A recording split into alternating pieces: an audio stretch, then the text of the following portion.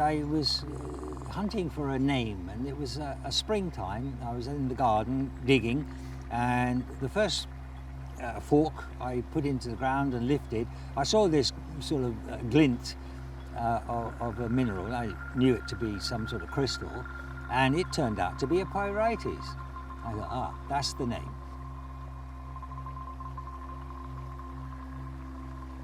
People are able to suddenly do things they've never been able to do before. They're able to suddenly create something from nothing. You know, they, at first it was just a design on a piece of paper, and then it's a beautiful stained glass window. Or at first it was an idea to make a bag, and they really wanted to do it, and they wanted to give it as a gift to someone. And then at the end of the week, they've created it, and they've been given the tools to also go away and use those skills at home and in their communities.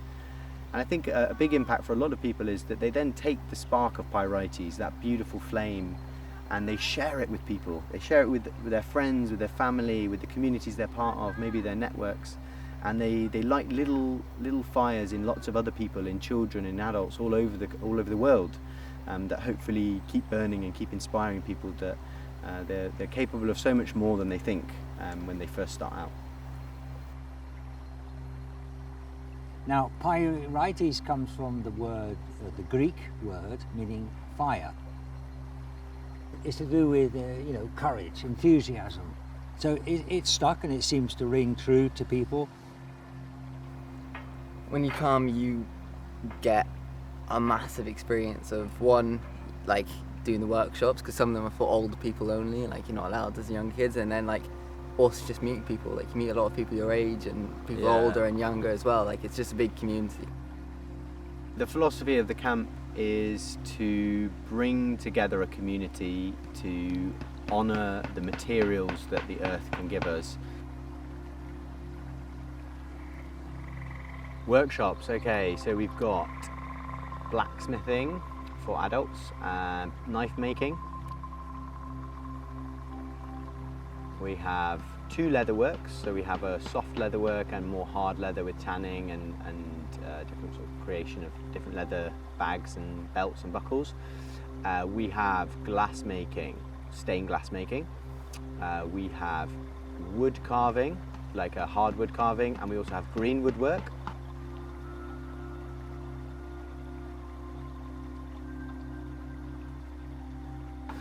We have soap making this year, which is a new workshop, relatively, and we have storytelling. Then we have bushcraft for young people, sort of 6 to 12s, and we have another bushcraft which is for sort of older teens as well.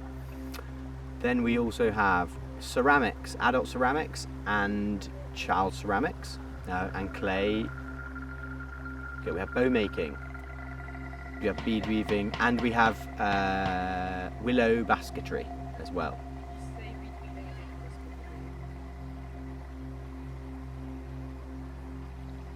I've done leather again, yeah.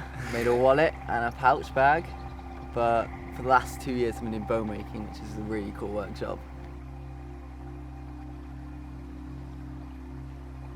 So I'd say underneath all of the very practical skills involved, there's also an almost transformational spiritual element, because we're working with these materials from nature, and we say that when you work with these materials, you're changing them, but they're changing you too.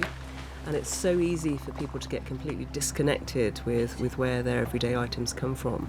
But if you're wearing a pair of leather shoes or a leather belt, the thought that that was actually part of an animal at one point is very often lost.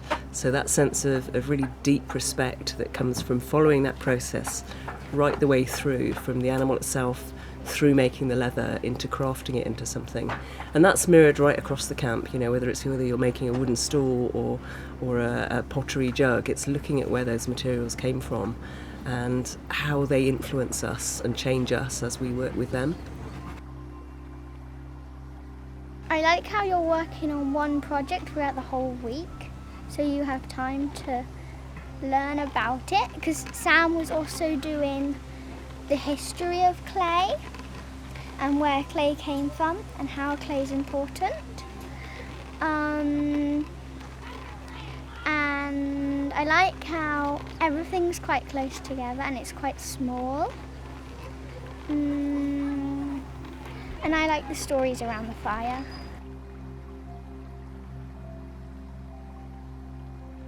You can come here and focus on understanding crafts and learning things without having to worry about two things. One, how to feed yourself, and the other one, of how to take care of your children. So that you know your child is going to be safe, you know your child is going to be entertained, and they're going to go to bed tired but happy. We came here when we were young and we learned how to use the tools really safely, and like the most important thing for me was you always have to sheathe it back up again and cover it up so it's not open and out really. It's never open and out. Yeah. And it's only a week out of your life doing something completely different, which you would never think to do before, and it's just, you know, it's a really good experience to have. Yeah.